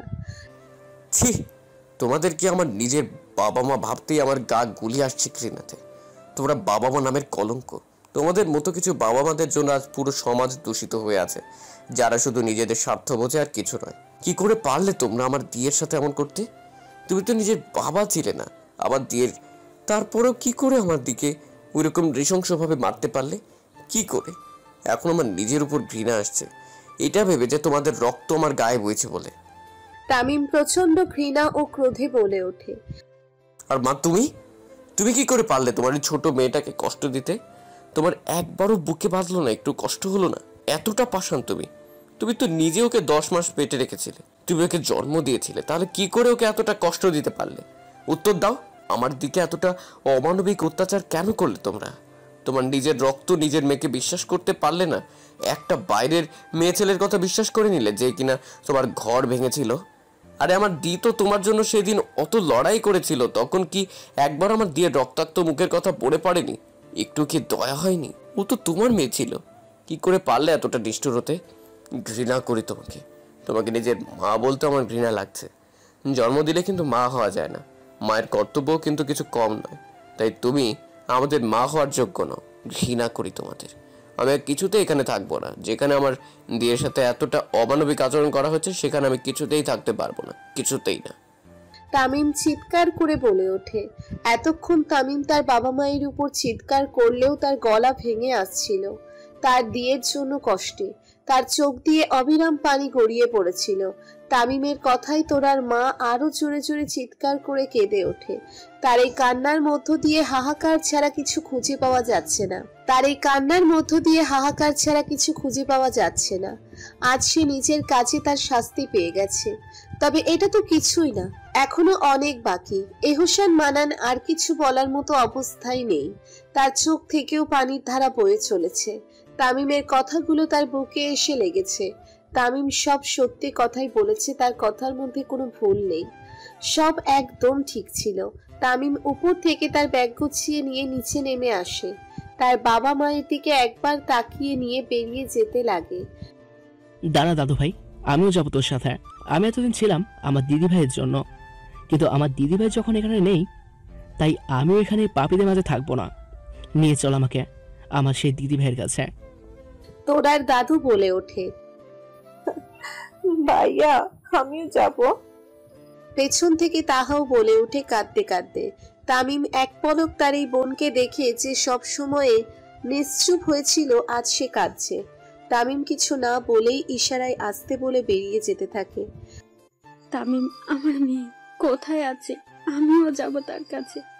তোরার মা বলে ওঠে, আপনার মেয়ে আজ থেকে 19 বছর আগে মারা গেছে, আর যে এতদিন আপনাদের অবহেলার মাঝে ছিল, সে একটা লাশ, যারও মৃত্যু হয়েছে আপনাদের প্রিয় মেয়ে তানিয়ার হাতে।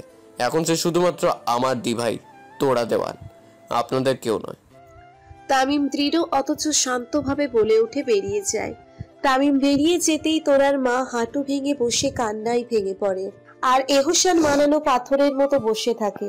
কিছুক্ষণ পর তিনি নিচে উঠে দাঁড়িয়ে তার স্ত্রীর হাত ধরে বাড়ি থেকে বেরিয়ে যায়। লর্ড রেজেন্সি তাসনিম দেওয়ানের বুকে মুখ গুজে বসে আছে তোরা। সে নিজেও কান্নায় ভেঙে পড়ছে আজ। এতদিন ধরে জমিয়ে রাখা কষ্টগুলো আজ যেন ঠেলে বেরিয়ে আসতে চলেছে। তোরার মম, বাপি, দাদু আগের দিন মুম্বাই এসেছে তার এত বড় একটা অ্যাচিভমেন্টের সেলিব্রেট করতে। আজকে তাদের আনন্দের দিনেই এমন একটা খবর তাদের সামনে বেরিয়ে এলো। তাজদিন দেওয়ান তোরার ব্যাপার এত কিছু জানতো না। সে শুধু তার বাড়ির লোকের অবহেলার কথা জানতো, কিন্তু তার পিছনের এত কাহিনী জানতো না। নিউজটা দেখার পর থেকে তোরার বাপি ও মম তাকে নিজেদের সাথে জড়িয়ে রেখেছে। তারা নিজেরাও কষ্টে ভেঙে পড়েছে। কোনো বাবা মা যে এমন হতে পারে তাদের জানা ছিল না। লেখা তার দাদু রাগীব রাওয়াতের পাশে বসে আছে, তাদেরও চোখে জল। রাই, শাহিন সবাই বসে আছে। রাই তোরার সাথে ছোট থেকে থাকলেও সেও জানতো না এত কিছু। তবে তারা আগের দিন থেকে এগুলো জানতো, তাই আর তারা অবাক হয়নি। কিন্তু তোরার এই কষ্টে তাদেরও বুক ফেটে যাচ্ছে। রিয়াজ একপাশে দাঁড়িয়ে আছে। তোরার কান্না তার সহ্য হচ্ছে না, কিন্তু সে আজ মেনে নিচ্ছে বুকে পাথর রেখে। আজ যতটা কষ্ট তোরা পাচ্ছে তার দ্বিগুণ সে ফিরিয়ে দিচ্ছে সবাইকে। তোরা তামিমের কান্না ভরা গলা পেয়ে তার মমের বুক থেকে মাথা তুলে সামনে তাকিয়ে দেখে তামিম ও তার পাশে তার ছোট বোন তাহা দাঁড়িয়ে আছে, আর তাদের পিছনে তাদের দাদু। তোরা এই অবস্থায় দেখে তামিমের চোখ দিয়ে আবারও পানি গড়িয়ে পড়ে। তোরা উঠে দাঁড়াতেই তামিম দৌড়ে এসে তোরাকে জড়িয়ে কেঁদে ফেলে। কথায় আছে, পুরুষ মানুষের চোখ দিয়ে সহজে পানি পড়ে না, আর আজ সেটা দেখা গেল। সবসময়ের হাসি খুশিতে মেতে থাকা প্রাণোচ্ছল ছেলেটা আজ কাঁদছে। যন্ত্রণা এতটাই গভীর যে তার মতো ছেলের চোখ দিয়েও পানি গড়িয়ে পড়ছে। বিয়া! তোরাও তার ভাইকে জড়িয়ে কেঁদে ফেলে। কাঁদো কাঁদো ভাবে ডেকে ওঠে তাহা। তোরা তামিমকে ছেড়ে পাশে তাকায়, তার ছোট পুতুলের আওয়াজ শুনে। তাহার দিকে তাকাতেই দেখে সে ফুপিয়ে ফুপিয়ে কাঁদছে। তোরা হাত বাড়িয়ে দিতেই ছুটে এসে শক্ত করে জড়িয়ে ধরে তোরাকে। তার পুতুল বোনটাকে কাঁদতে দেখে তোরার মুখে হাসি ফুটে ওঠে। তার এই পুতুলটা সব সময় চুপচাপ থাকতো, কোনো কথা বলতো না। সে সব সময় নিজের মতো থাকতো, দেখতে গেলে একদম তার মতো জীবন যাপন করত। এই মেয়েটাকে তোরা ছোট থেকেই কোলে পিঠে করে বড় করেছে। একটু বড় হতে সে নিজেকে গুটিয়ে নিতে থাকলো, আর যখন তার বাবা মা তার উপর প্রহার করত তখন মেয়েটা দরজা বন্ধ করে বসে থাকতো। সেদিন সে আর কিছু খেত না। এইসব কেউ না জানলেও তোরা জানতো এই মেয়েটা তাকে কতটা ভালোবাসে। তার কষ্ট দেখে সে ছোট থেকে তার মতো করে বড় হয়ে উঠেছে। নিজের কষ্ট সব সময় নিজে চেপে রাখতো, যেমনটা তোরা নিজে করত। 3 ভাই বোন একসাথে জড়িয়ে ধরে কাঁদছে। তোরা এদের দুজনের কান্না দেখে নিজেকে সামলে নেয়। এদেরকে থামাতে হলে তাকে স্বাভাবিক হতে হবে। তাছাড়া তার এই 2 ভাই বোন তো আছে, তাছাড়া তার এই পরিবার তো আছে যারা তাকে ভালোবেসে আগলে রাখে। তোরা নিজের চোখ মুছে দুজনকে ছাড়িয়ে ওদের কেউ শান্ত করে, কিন্তু হঠাৎ করে পিছন থেকে কেউ ডেকে উঠতেই তোরার চোয়াল শক্ত হয়ে ওঠে, সাথে বাকিদেরও। বাড়ির সবাই এখন বাড়ির দরজার দিকে তাকিয়ে আছে। রিয়ান্স, তোরা, তামিম, লেখা, রাই ওদিকে তাকিয়ে আছে। আর সাথে সাথে ওদের সবাই চোখ মুখ শক্ত হয়ে যায়, মুখের এক্সপ্রেশন পাল্টে গেছে। রেয়ান্সের চোখ মুখে দেখলে মনে হচ্ছে ওর চোখ দিয়ে ঠিকরে আগুন বের হচ্ছে। রেয়ান্সের চোখ মুখ দেখলে মনে হচ্ছে ওর চোখ দিয়ে ঠিকরে আগুন বের হচ্ছে। কপালের শিরাগুলো ফুলে ফুলে উঠেছে, হাত মুঠো করে তাকিয়ে আছে। তোরার মা মিসেস নিকিতা মানান ডেকে ওঠে। হ্যাঁ, দরজায় দাঁড়িয়ে আছে তোরার বাবা এহসান মানান ও নিকিতা মানান। আর ওদের দেখেই বাড়ির সবাইয়ের চোখ মুখ পাল্টে গেছে। তোরার বাবা মা তামিমদের বেরিয়ে যেতেই ওদের পিছু নিয়ে চলে আসে, আর ওদের দেখেই সবার মুখ পাল্টে গেছে। আপনারা এখানে কি করছেন? কেন এসেছেন এখানে? তাথই মা। তোরার মা আবারও বলে ওঠে। কে তাথই? এখানে কোনো তাথই নেই, আর এই নামের এখানে কেউ থাকে না। তোরা শান্ত অথচ দৃঢ়ভাবে বলে ওঠে। শুনতে পাচ্ছেন না? আপনাদের তো বলা হলো এখানে তাথই নামের কেউ থাকে না, তাহলে এখনো দাঁড়িয়ে আছেন কেন? তাহা বলে ওঠে। আপনাদের লজ্জা করছে না এভাবে মুখ উঠিয়ে এখানে চলে আসতে? আর তাছাড়া এখানে ঠিকানা পেলেন বা কিভাবে? সিকিউরিটি বা কিভাবে তোমাদের ঢুকতে দিল কিভাবে? তামিম চিৎকার করে বলে ওঠে। তামিম, আমি তোর মা। তোরার মা আহত কণ্ঠে বলে ওঠে। কে মা? কার মা? তুমি কারোর মা হওয়ার যোগ্যতা রাখো না, কোনো যোগ্যতা নেই তোমার, তাই নিজেকে মা হিসেবে দাবি করে লোক হাসিও না। তামিম বলে ওঠে, তাথই মা, আমি জানি আমি অন্যায় করেছি। মা আমার, তুই কি তোর এই মাকে ক্ষমা করতে পারবি না? তোরার মা কাঁদতে কাঁদতে বলে ওঠে, এক্সকিউজ মি, কে তাথই? আমি তোরা। আর আপনি কেন আমার মা হতে যাবেন? ইনি হলো আমার মম, মিসেস তসনিম দেওয়ান, আমার মা। তাই আপনাকে ক্ষমা করার কথা আসছে কোথা থেকে? তোরা দৃঢ়ভাবে বলে ওঠে। এই মুহূর্তে তোরার মুখের ভাব দেখলে কেউ বুঝতে পারবে না যে তার ভিতরে কি চলছে। রিয়ান্স একবার তোরার মুখের দিকে তাকিয়ে বুঝতে পারে তোরার ভিতরে এই মুহূর্তে ঝড় বয়ে যাচ্ছে। হ্যাঁ, একমাত্র এই মানুষটা তোরাকে বুঝতে পারে।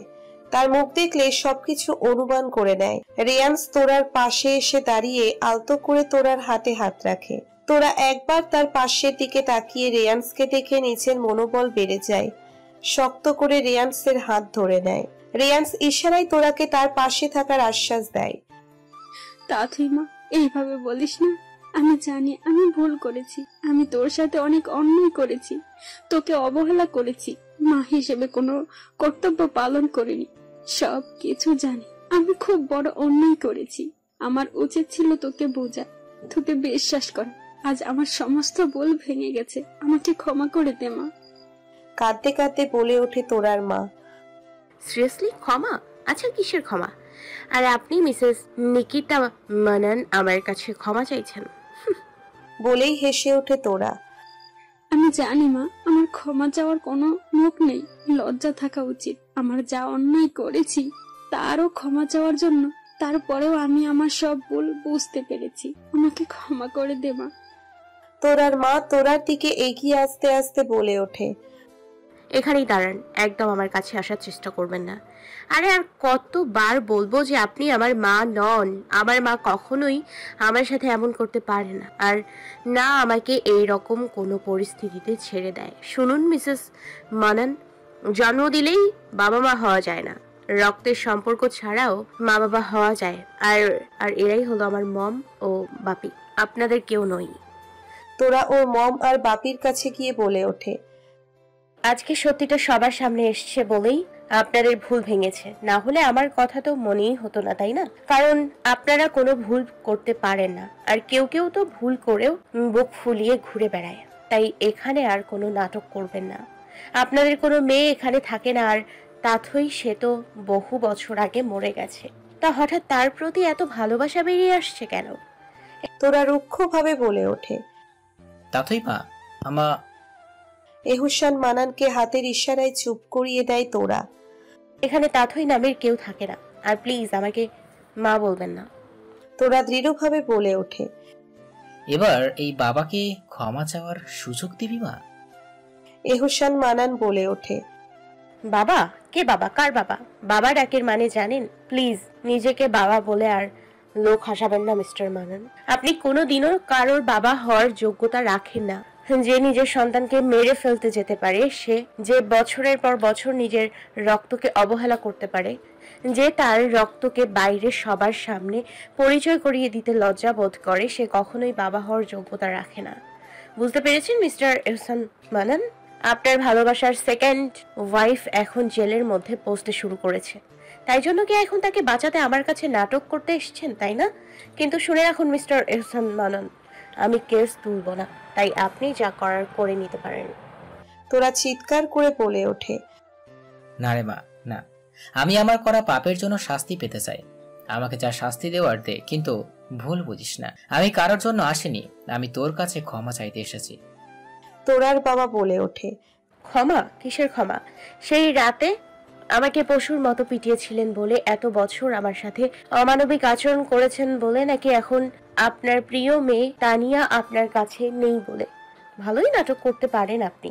সবার সামনে মেয়েকে পুলিশে ধরিয়ে দিয়ে পেছন থেকে তাকে পালানোর সাহায্য করেছেন, তাকে দেখতে মেন্টাল অ্যাসাইলাম গিয়েছিলেন, আর আমার কাছে এসে পাপের শাস্তি পেতে চাইছেন? বাহ ভাই, বাহ।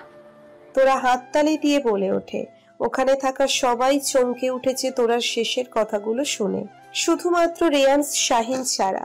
এরা দুজন জানতো শুধু এই কথাগুলো, এমনকি তোরার মাও। হ্যাঁ অবশ্যই, তানিয়ার প্রতি আপনার ভালোবাসা তো থাকবেই।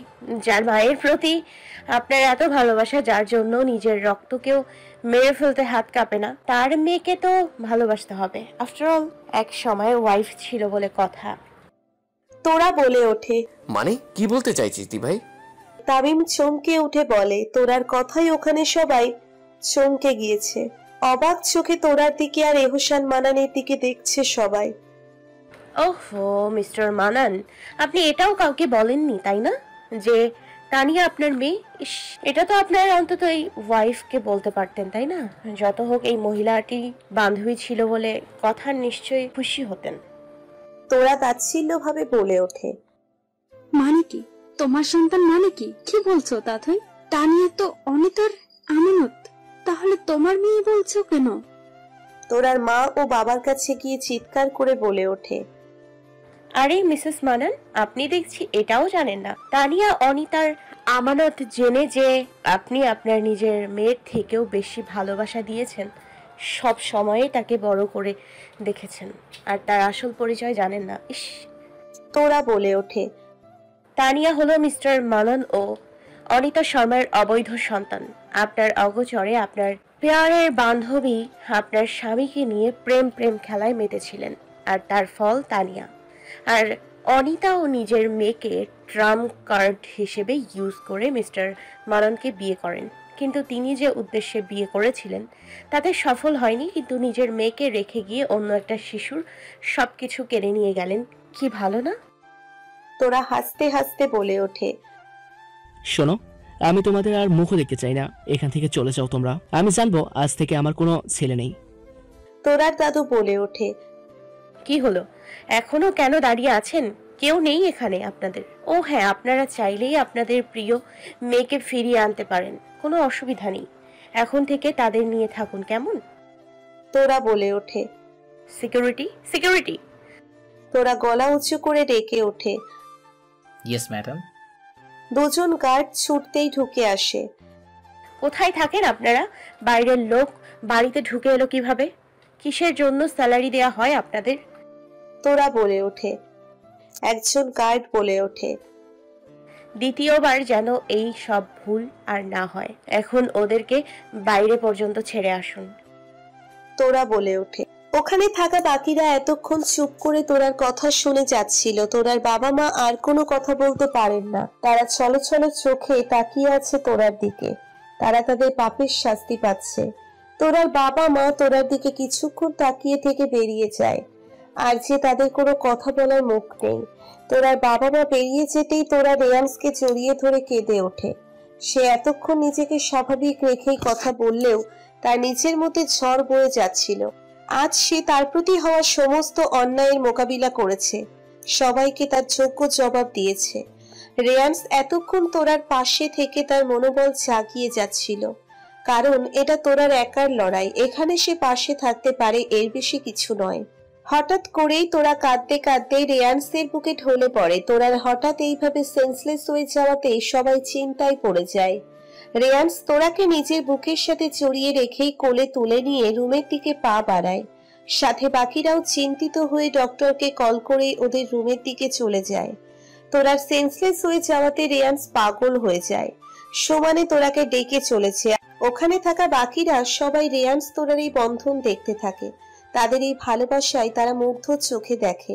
কিছুক্ষণ পর রেয়ান্সদের ফ্যামিলি ডক্টর চলে আসে। তোরাকে চেক আপ করার পরই তার মুখ গম্ভীর হয়ে যায়, আর এটা দেখেই যেন রেয়ান্সদের দম আটকে আসে দুশ্চিন্তাতে। কি হলো আঙ্কেল, চুপ করে আছেন কেন? ওর কি হয়েছে বলুন না। রেয়ান্স বলে ওঠে। ডক্টর, আমার দিভাইয়ের কি হয়েছে বলুন না। তামিম বলে ওঠে। আসলে কথাটা যেভাবে বলবো বুঝতে পারছি না। ডক্টর বলে ওঠে। আরে বাবা, মুখ দিয়েই বলুন, আর কিভাবে বলবেন? রাই বলে ওঠে। Uncle please. রেয়ান্স বলে ওঠে। কথাটা হলো যে রাওয়াত পরিবারে একজন নতুন অতিথি আসতে চলেছে। ডক্টর বলে ওঠে। মানে? প্রায় সবাই একসাথে চিৎকার করে বলে ওঠে। মানে তোরা প্রেগনেন্ট? ডক্টর হাসি মুখে বলে ওঠে। আরে শালা, তুই তো ভয় পেয়ে দিয়েছিস। রেয়ান্সের দাদু ডক্টর পিঠে মেরে বলে ওঠে। এদিকে বাকি সবাই এই খবরে খুশি হয়ে ওঠে। একটু আগের যে বিষাদময় পরিবেশ ছিল সেটাও কেটে গেছে এই খবরে। বাড়ির সবাই মেতে উঠেছে, কিন্তু রেয়ান্স এখনো পাথরের মতো বসে আছে। তার চোখ দুটো এখন তোরার মুখের দিকে স্থির। তার মুখ দেখে কিছুই বোঝা যাচ্ছে না, না খুশি না দুঃখ। বাড়ির সবাই রুম থেকে বেরিয়ে যেতেই রেয়ান্স আস্তে আস্তে তোরার বুকের উপর মাথা দিয়ে শক্ত করে জড়িয়ে থাকে। রেয়ান্স এখন নিজেকে শান্ত করতে চায়। সে এই মুহূর্তে কোনো অনুভূতি প্রকাশ করতে পারছে না। তার মনে হচ্ছে সে যেন জমে গেছে। বেশ কিছুক্ষণ পর তোরার জ্ঞান ফিরতেই অনুভব করে বুকের উপর ভারী কিছু। চোখ খুলে তাকাতেই দেখতে পায় রেয়ান্স তার বুকে মুখ গুজে শুয়ে আছে। রেয়ান্সের চোখের কোণ চিকচিক করছে। হঠাৎ করে রেয়ান্সের এমন ব্যবহারের জন্য তোরা হকচকিয়ে গেছে। কি হয়েছে তোমার? আর আমি এখানে কি করে আসলাম? কি হয়েছিল আমার? তোরা চিন্তিত ভাবে বলে ওঠে। রেয়ান্স তোরার বুকের থেকে মুখ তুলে তোরার দিকে কিছুক্ষণ তাকিয়ে থেকেই তোরার ঠোঁটে ঠোঁট ডুবিয়ে দেয়। কিছুক্ষণ পর তোরার ঠোঁট ছেড়ে কপালে একটা স্পর্শ বুলিয়ে দেয়। তোরা শুধু ভ্রুকুচকে রেয়ান্সের কাজ কারবার দেখে যাচ্ছে অবাক হয়ে। হঠাৎ করে রেয়ান্সের হলো কি? কি চলছে রেয়ান্সের মনে? এইসব ভেবে যাচ্ছে তোরা। আই এম সরি ওয়াইফি, আমি তোমার ক্যারিয়ারে বাধা দিতে চাইনি, বিশ্বাস করো। রেয়ান্স বলে ওঠে। রেয়ান্স কি হয়েছে তোমার? কি সব বলছো তুমি? তোরা অবাক হয়ে বলে ওঠে। রেয়ান্স তোরার কথা শুনে তোরার পেটের উপর মুখ নামিয়ে এনে তোরার পেটের উপর থেকে ড্রেস সরিয়ে দিয়ে চুমু খেতে থাকে। রেয়ান্সের এমন স্নেহ ভরা স্পর্শে তোরা কেঁপে উঠে অবাক হয়ে যায়। তার সারা শরীরের আনন্দে শিহরিত হয়ে ওঠে, চোখের কোণে পানি জমে আছে। আজ রেয়ান্সের এই স্পর্শে কোনো কামনা নেই, আছে একরাশ ভালোবাসা মাখা স্নেহ এর স্পর্শ। রেয়ান্স! তোরা কাঁপা কাঁপা গলায় ডেকে ওঠে।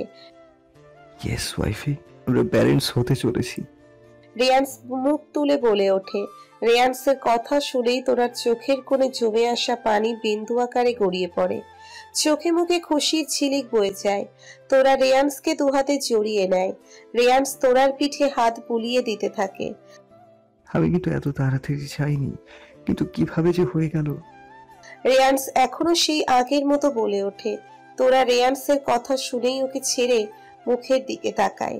দেখতে পাই রেয়ান্সের মুখ একদম অনুভূতি শূন্য হয়ে আছে। তোরা বুঝতে পারে রেয়ান্স এই খবর তাতে প্রচন্ড পরিমাণে শক পেয়েছে, তাই তার অনুভূতি কাজ করছে না। তুমি খুশি হওনি? তোরা রেয়ান্সের গালে হাত রেখে বলে ওঠে, আর রেয়ান্সের একটা হাত তার পেটের উপর ধরে রাখে। তোরার কথা শুনেই রেয়ান্স তোরাকে জড়িয়ে ধরে শক্ত করে তোরার পেটে থাকা হাতটা স্লাইড করতে থাকে। আমি তোমাকে বোঝাতে পারবো না ওয়াইফি, আমি কতটা খুশি হয়েছি, কিন্তু আমি তা প্রকাশ করতে পারছি না। আমি খুব খুশি হয়েছি, খুব। এত বড় একটা খুশির খবর দেওয়ার জন্য তোমাকে অনেক অনেক ভালোবাসবো আজ। রেয়ান্স তোরাকে জড়িয়ে রেখেই বলে ওঠে, আজ তোরার কাছে তার জীবনের সব থেকে শ্রেষ্ঠ একটা দিন। আজকের দিনে সে জানতে পেরেছে তার ভিতরে একটা প্রাণ বেড়ে উঠছে। এটা যে তার আর রেয়ান্সের ভালোবাসার চিহ্ন। তার জীবনের সমস্ত দুঃখ কষ্ট ভুলিয়ে দিতে আসছে তাদের ছোট্ট বেবি।